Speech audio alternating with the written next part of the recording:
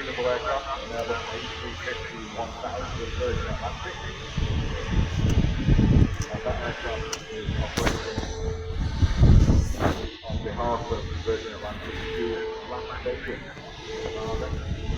The aircraft arrived in New Orleans earlier on a Pacific. Hard to die in there.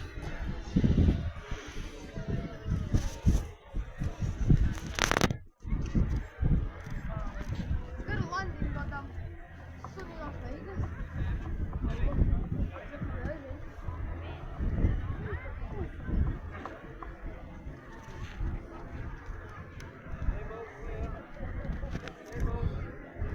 Trying to win.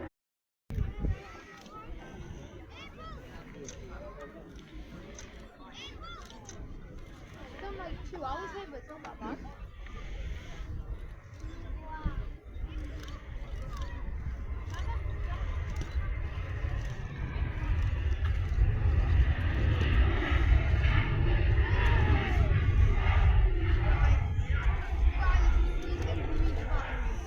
It's up fairly early considering it's going